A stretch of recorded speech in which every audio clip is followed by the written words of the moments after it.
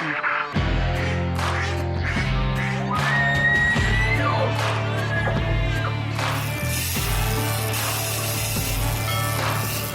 listening to the Outdoor Drive Podcast. All right, welcome back to the Outdoor Drive Podcast. This is your boy, East Coast Trev. We are actually up at the Springfield Sportsman Show up here in Massachusetts, and I was walking down the aisle the other day and saw a good buddy of mine, Jonathan from Heated Hunts, setting up his booth, and I think that I owe this one to him. What's up, Jonathan? Hey, buddy, it's been a while. How you been? I know, man. We met dude? It was probably back in 18, 17. When did you start off Heated Hunts? So Heated Hunts, I got rolling in 2016. That summer, I got my first products put together.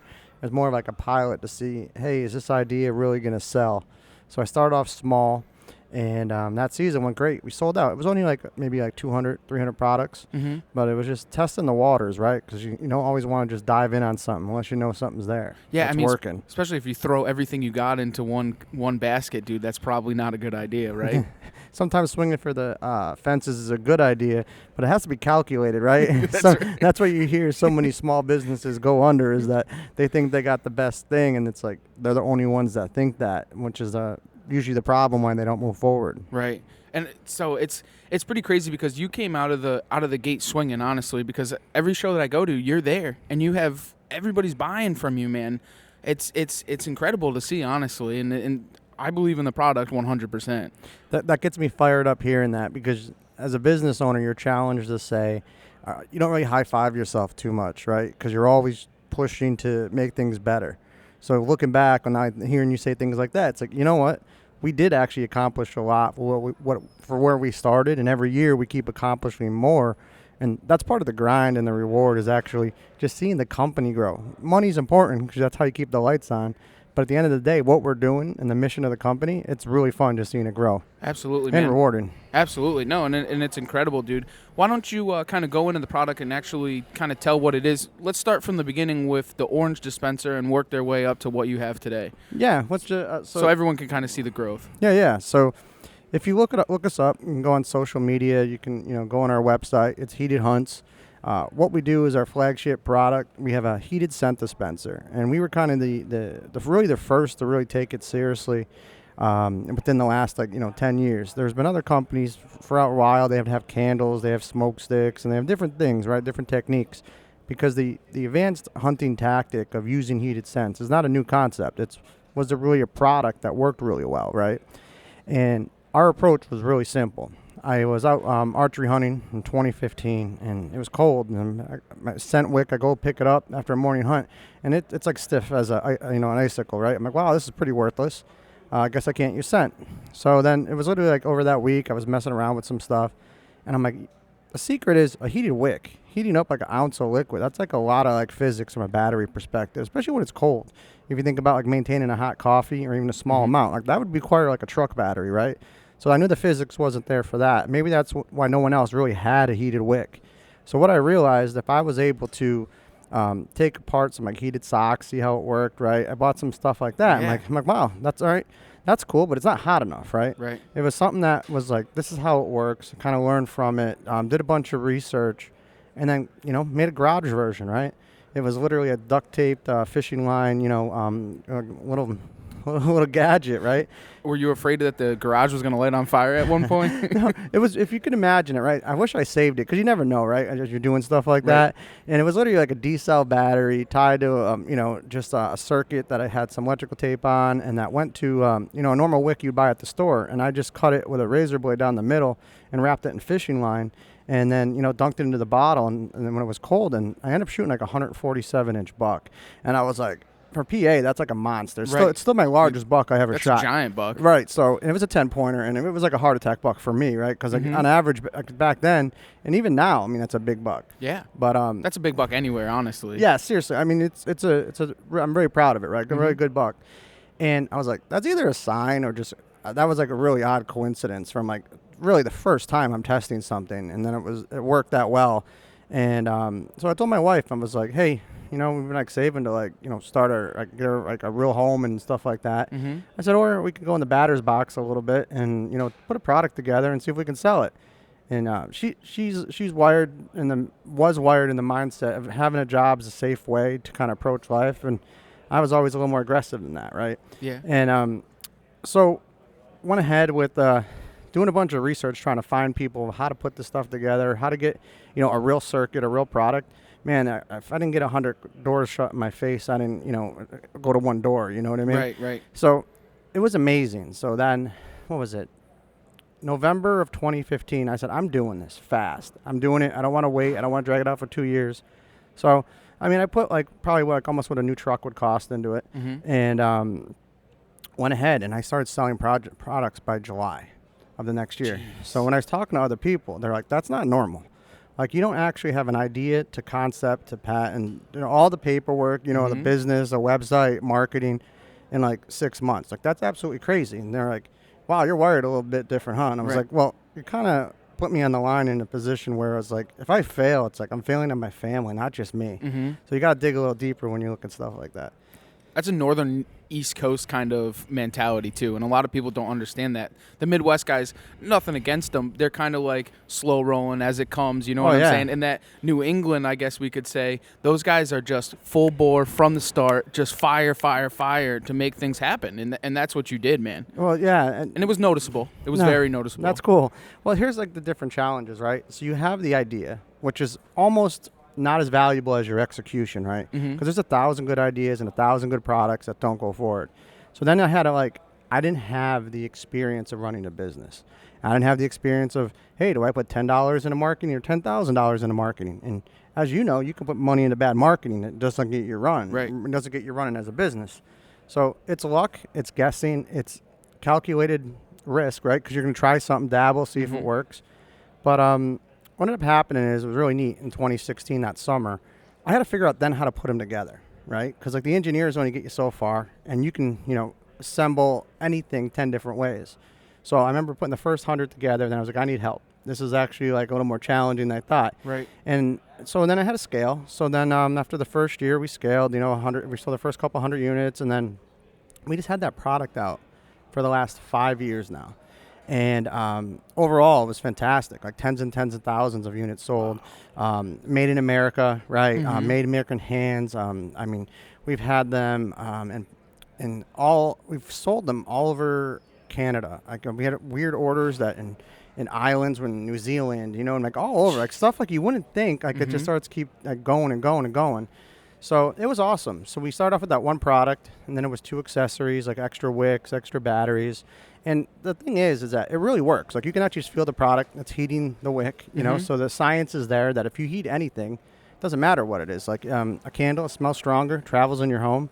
First, the true physics of it is, if you vaporize something, the aroma is there and then it's gone. So that was the other technology that came out with some other companies a few years ago, and I was so against that because vaping was kind of starting off pretty strong in like 2015, 2016. Yep. And I just realized that I could be next to a buddy that's vaping, and he say he has Apple, whatever in that, and I'd be like, they're basically smoking inside their houses because it smells and it's completely gone. Versus, like, I thought the urine would do the same effect, and it actually does, because when you take it to that temperature, it dissipates.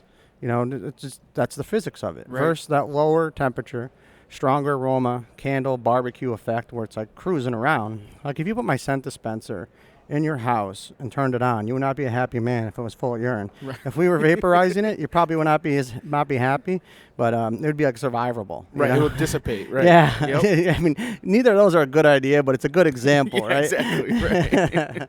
So what makes your product different from the vaporizing to carry on that scent for a longer distance? Sure. So our technology is, we actually have a heater it's made for us. If you can imagine, it's 2 sheets of silicone. There's a heater inside, and it's vulcanized, glued, and heated together, so it's waterproof. And then there's 2 wicks on each side. So what you're doing is you're either spraying your scent all over both sides of the wicks. You can, fill the dispenser up. But the idea is that you're heating both sides. You're not losing energy, right? The big surface areas that you're heating. And what that's doing is that's just getting the scent moving horizontally, right? It's not making it go straight up like in that vaporization, Right. overheating. So we did a lot of testing between like, hey, what's the temperature of a human, right? 98 degrees. Oh, a deer is only a couple degrees warmer. Okay. And then you kind of figure out, hey, what's 130 degrees do? What's 150, 200? Wow, now you're getting pretty hot, right? Right. And a lot of battery use if you start getting real hot. So we're in that range with our new product that we do, a temperature of a live deer, and then a little hotter, which is like in the 125, 130 range. And we realized if it's cold, cranking it up a little more, helps a little bit. Even in the testings we've done when it's like 50, 60 degrees, it's hard to find the optimum temperature, but we realized that range of about the 125, 130 is a really good range. And then obviously, this makes sense if you're heating it to the same temperature of a live deer. Like presenting doe estrus, the same temperature of a live doe, will get you a lot of reactions. Right. And you guys have a different blend of scents also that you're running on these wicks. It's not just a regular 1069 or nothing like that. So that's one of the other things is that, as you build one product and it's up and running, you're like, wow, I really need to get things, paired with this product. So people are calling us, hey, we love your dispenser, but how come you don't have scent? Hey, we love your dispenser. Why don't you have a cover scent? Hey, why don't you have an early season attractant? Where's your synthetic scent? So fast forward like 5 years of maturing that. And I've always messed with scents, right? But making them, for an industry is different. Different types of techniques, different types of tools, right? So what we have probably, I want to say like upwards of like 18 to 20 different scents. Wow. And we do three general lines. We do like a urine line that includes like curiosity scents, and there are 2-ounce bottles, and we have a synthetic and a natural line to pair up with states that, we can't use natural right now. And we partner with several different farms that really allow us to pick the best that's available in the industry that we can find. Because we had so many people approach us. Hey, here's a sample of our deer farm. Here's a sample of our deer farm. And you test. And you're like, once you get one that's like noticeably different, you're like, wow. And then you're like, oh, this other farm, I could blend their tarsal and this, right? You start making these blends. It's like, it's almost like you're a bourbon or a Scotchman at that point. It's kind of funny, right? Because you're making all these different blends and seeing what works, how is it? And we did that for years. And we have such a strong line of scents that we sell them like, hey, here's a playbook of exactly what scent to use when to make you the most successful in the woods. And we get such positive feedback from that. The notable thing I think I can say, and as an example of our scents, is that we have TV shows actually call me and say, I love your product. Your product is actually the only scent that ever actually worked for us, ever. And we're a TV show. And they're saying, like, if you ever tell the story, don't say our name. I said, that's fine. He's like, we want you to sponsor us because we can actually get film of like animals actually reacting. And I was like, that's an awesome compliment. I mean, at that point, I was already sponsoring 2 shows. I was like, I'll keep you in the ring, right? In the future. But that's a huge compliment. That is a huge compliment. And I was like, hell yeah, right? It makes you feel good that you have these people that are, professionals in their industry, from a TV, from a hunting, from a sponsorship program, giving you that kind of feedback. It's like, all right, you're really doing something, Especially guys that are out there every single day doing it. It's not just a hobby. And nothing. Yeah, exactly. Just not a hobby, right? And that's what I mean, like a true professional, because he never had to say that. He never had to approach me. He didn't want anything. He already was sponsored with another company. Right. He was just like, in the future, like, we want to work with you. Right. And he's like, but I'm currently tied in, and I was too, but I can always sponsor more. That's the difference, right? Right. He was already, but I was like, that's amazing, because he was already sponsored by, what I would call like the top 2, 3 in the industry at the time. And but but like you were saying, putting your marketing in the right place. You want to have somebody that reaches out to you and uses that product prior to being sponsored, right? You want them to believe in the product. You just don't want some Joe Schmo who thinks that the product's okay but never really killed a deer with it. You want someone that believes in it to pass that on to everybody else. So I can do a couple quick stories. I actually have 2 people that I sponsor currently now. This is almost March 2022, right, that we're talking here.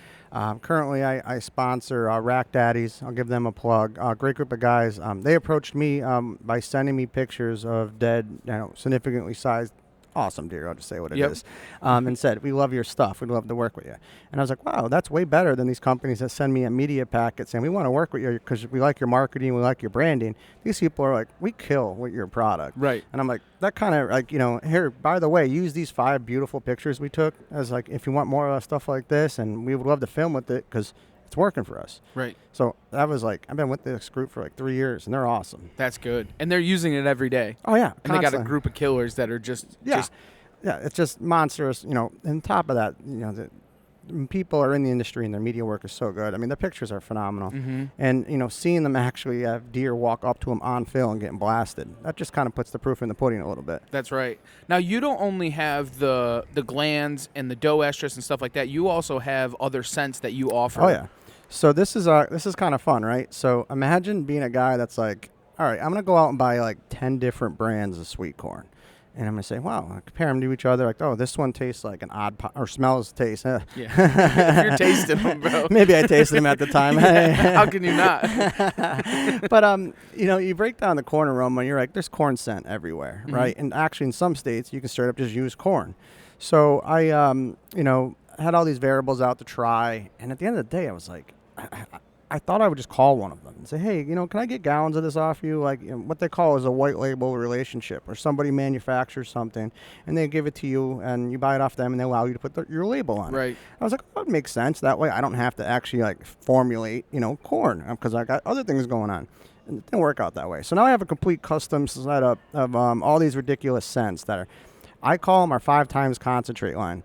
Because like this sweet corn we have, and even at the show, it's hilarious. I just have people and they're walking by. I'm like, hey, I'm like, you a hunter? Come here, smell this, right? And that's what my staff do. And I'm like, this corn bottle literally smells like a whole pickup truck of corn. And they look at me, right? Like, they're like, you're full of shit, man. They're like, what are you talking about? Every single person's eyes light up and they go, holy smokes, right? And I'm like, here's one example of our scents. I can show you 10 others that are have this kind of thought, this kind of formulation into it. And it's honestly an easy product to sell if it performs like that, right? Yeah, absolutely. In the apple and all the others, I mean, what are all the scents that you do offer in that line? Yeah, so we'll just break it down. Like generally, like apple, acorn, and sweet corn, right? Those are your standards in the industry where you could kind of use generally anywhere. But there's certain places where you shouldn't use apple, shouldn't use acorn, and shouldn't use corn because of just the region you're in, right? Right. So then our home brew is actually an old hunter, trapping, hunting, old hunting formulation that vanilla.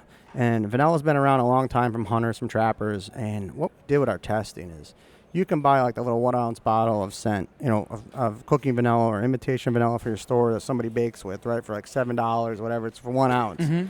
And so what we ended up doing is I ended up making a connection with a vanilla bean farmer.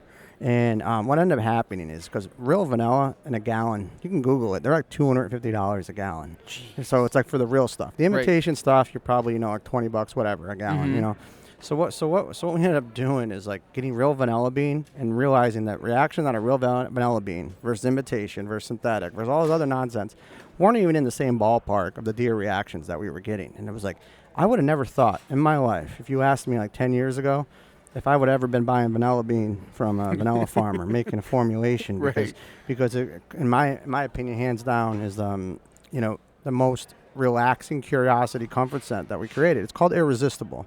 And I mean, I welcome you to try it. If you want to go buy real vanilla bean, you go find a farmer, right? Yeah. Good luck. Good luck. Yeah. I mean, if you buy it at the store, a string of vanilla bean, real vanilla is a fortune. So I was able to get this partnership of like seconds, right? Stuff that you wouldn't use in the food industry, but it is perfect for making deer trackers. Right. So that's how it ended up coming together. It's called Irresistible. I think the best about all of your products are they're not only good for deer, but they're good for other animals also. Hogs, bears, on and so forth. Yeah, we got it rolling in them with the hog attractants, pretty popular. The bear attractants, super popular. I had so many dispensers stolen by bears in the last like 3 years of my life. It's kind of comical that I would wait for like seconds.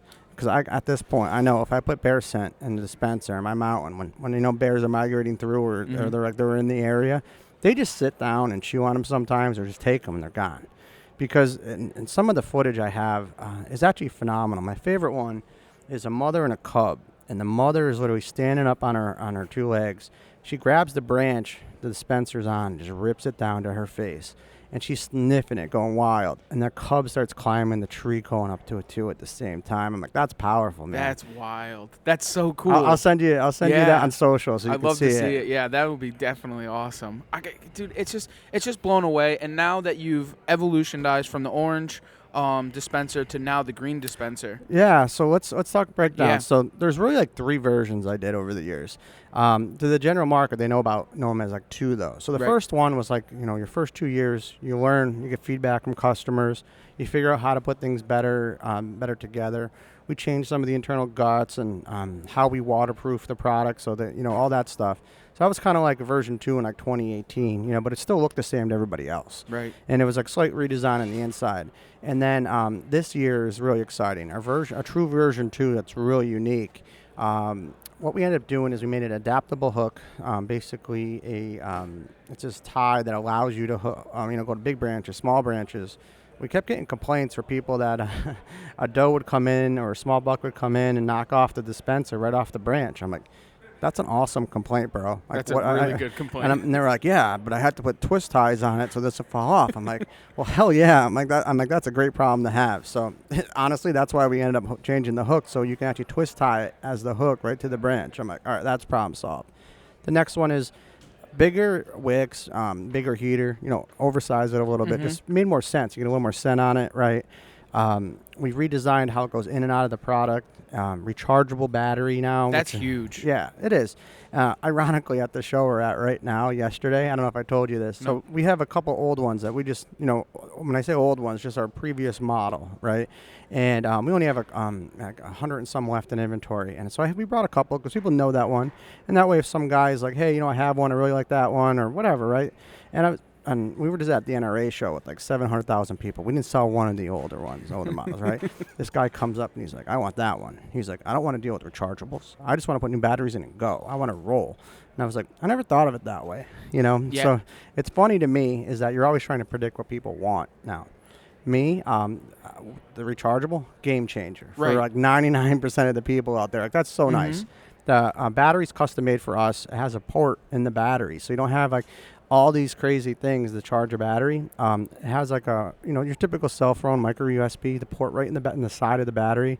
You get over 24 hours on the live deer temperature setting, and about 20 hours on the high heated up setting. Wow, so you could almost do 2 hunts with one battery. Oh yeah, definitely. And then you can imagine those guys that are just morning hunters, afternoon hunters, right, or something like that. They might get like 4 or 5 hunts out of it, and before they have to recharge it. But as you're going home, don't leave it out in the woods. Bring it with you because you don't want the deer coming in when you're not there. Doing a mock scrape is different, but just attracting them to your stand and having a mock scrape, you don't want to do that. Just plug it in for 3 hours. It's a full charge, but you can always just trickle charge it kind of, in between hunts. What was the use time on the first generation? It was between, because batteries are relative to the environment they're in. Okay. So if you're asking a battery to heat something up at 20 degrees versus 60, it's working harder when it's colder, right? So it's like cranking amps in a battery in a truck. In a truck, exactly. Yeah. And what ended up happening is that you were getting a range of about anywhere, like if it was real cold, like 8-9 hours, but if it was like 50 degrees out, you were getting a little over 12 hours. And then it's relative that if you're buying like crappy gas station batteries, or if you're actually getting like premium lithium and stuff like that. So the range of variables versus now we control that, and we just say, hey, this is how it's going to work. And people are loving it. We're really happy about the new model that we got out. That's awesome, man. I want to dive into something else that you have that's very special. I think it's even better than the heated hunts. Oh, yeah, I know where you're going. Because your wife had wrote one of the most incredible children's books in the hunting industry I've ever seen, honestly. Why don't you tell a little bit about that? So I'll just be honest. My wife is definitely way smarter and more talented than me. And she's kind of like behind the scenes because we have 4 beautiful kids together. You know what I'm saying? Don't you know the saying is behind every strong man is a stronger woman? I believe that to be true because she energizes me. And you can imagine the roadblocks that I run in. And think about it. Like, say like you have a job, you have a problem, you go to your boss. Your boss goes to the boss. They have a team to walk to, right? When shit hits the fan at heated hunts, I just drink bourbon and have to dig deep and figure out a solution, right? Yeah. There's not like, hey, I'm going to call this guy. He's going to solve this problem for me. Or my plastic company's running behind, or they broke the mold, right? Like something crazy happens, right? And you got to just dig deep and figure it out. That's the story of an entrepreneur, is your ability to get punched in the mouth and how quickly you get back up again, like those Rocky sayings. Right, You know what I mean? Yeah, But exactly. It's true. It's absolutely true. Mm-hmm. But so anyway, back to my wife. You've actually met her several times. Yeah, Yep. absolutely. So what she did is that she was always like thinking about this concept that she wanted to write a book. And she's like, I don't know what kind of, what is the topic? Her brain's wired that way. And I said, you're pretty amazing with children. And why don't you do a children's book? She's like, oh, but there's so many, like the market's so saturated. And I was like, when have you ever seen a well done hunting book for children that's educational, tells a good story, and would get some kid fired up about hunting? Like with the goal of, you read this a few times in the summer with your like 8-year-old, 10-year-old, child that's going to go hunting. The idea is it's building momentum, educating them, getting them fired up for the fall. That was the idea. Right, of course. And she did it like absolutely incredible. We got this artist that we found. We interviewed like 7 of them because that's everything, right? With children's book, your artwork is everything. So right. What we did is that we talked about, all right, before we talk about what it's going to do, what it's going to say, how we're going to do it, what are the best-selling children's books out there?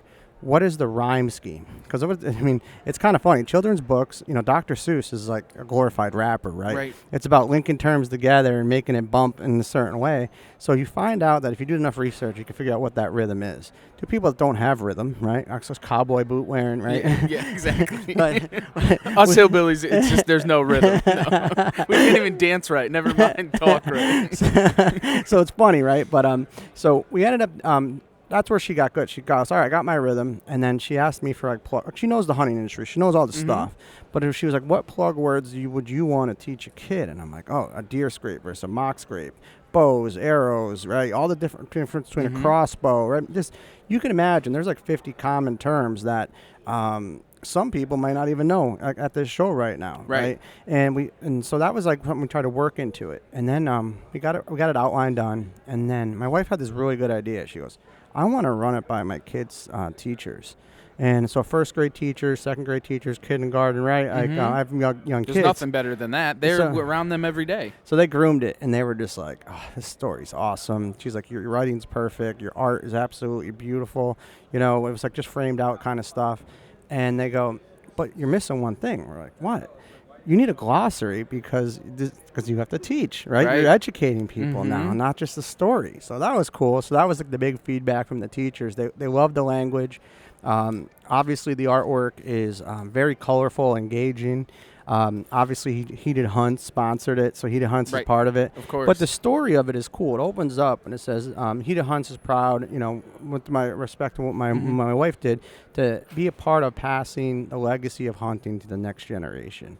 And that's when I thought that was really cool. That meant a lot for me. And then everyone that reads the book, bro, they just smile. And then some people are like, I bought 4, I bought 5. Yeah. I gave them to all my nieces and nephews. They're just like, this is great. I would see more of this. And they need it. And that's what, honestly, the kids in the next generation need. They need that kind of step because what do we normally do? We just try and teach them all the things in the woods when they get to that 6, 7, 8 years old. But if you have something at home and they're constantly evolved in this, then what else is better than that, man, honestly? Right. So I want to tell you about what I thought was when she was really asking for more of my opinions. I'm like, there's one thing I want to cover. And she's like, what's that? And she's like, oh, I got this, I got this, I got this. And I said, I want to talk about a kid knowing where I was the night before you're hunting, like what you're thinking of, what you're dreaming of, what the next morning is going to be like, and like, oh, that sleepless night at the opening of season, or oh, you had a buck encounter or deer encounter or something that you're excited about this next hunt.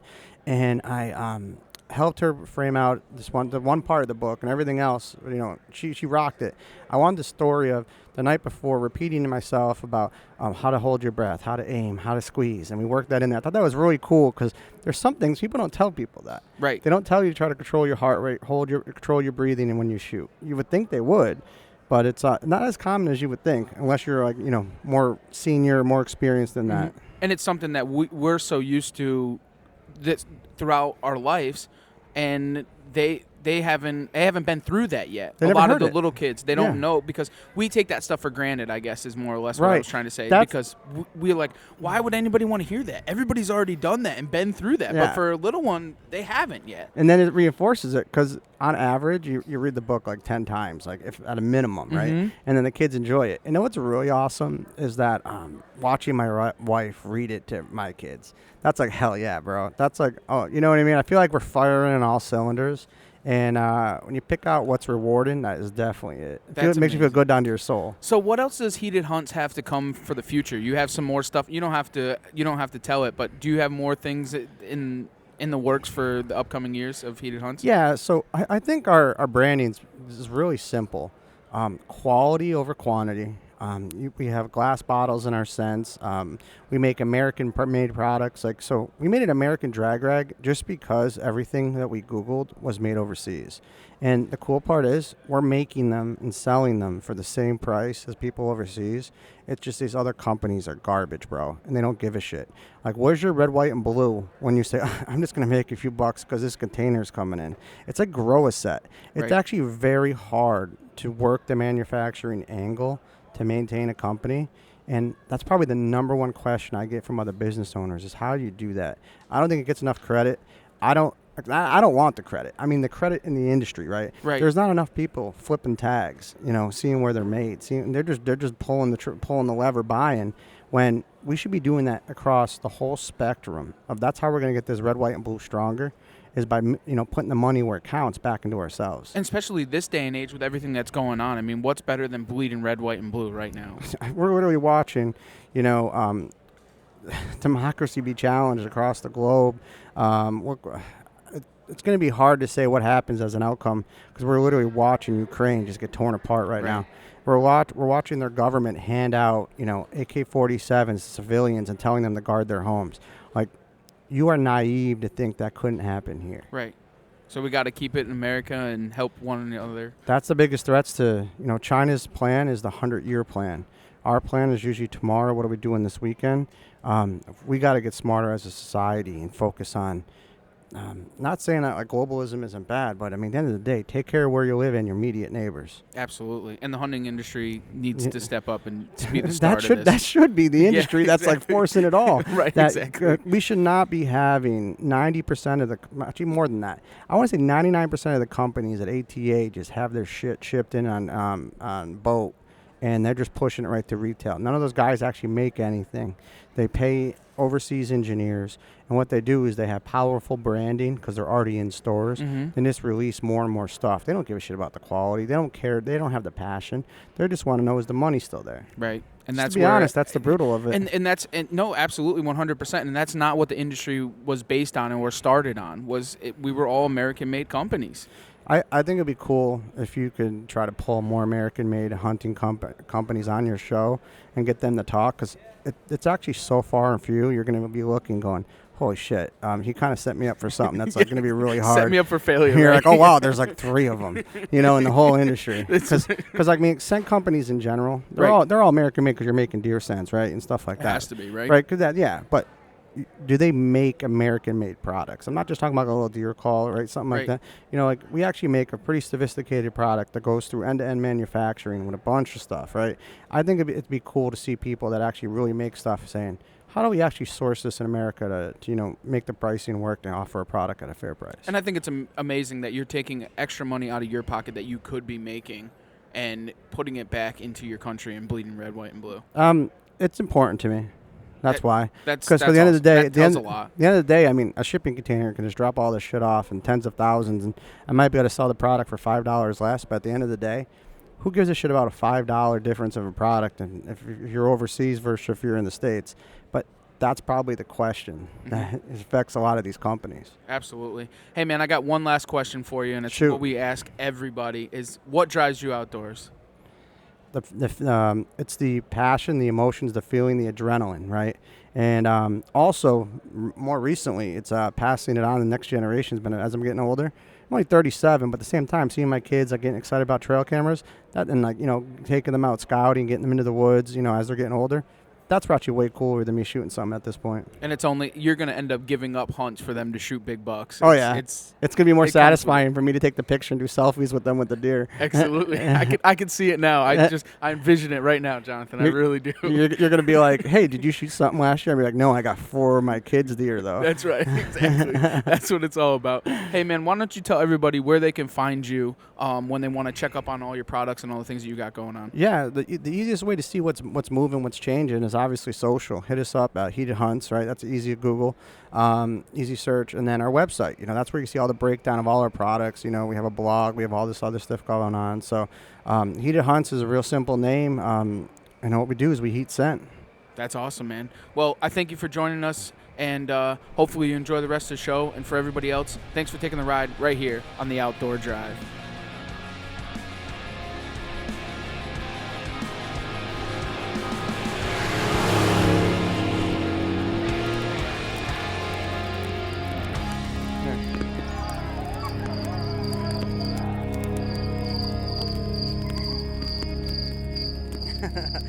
cool, man.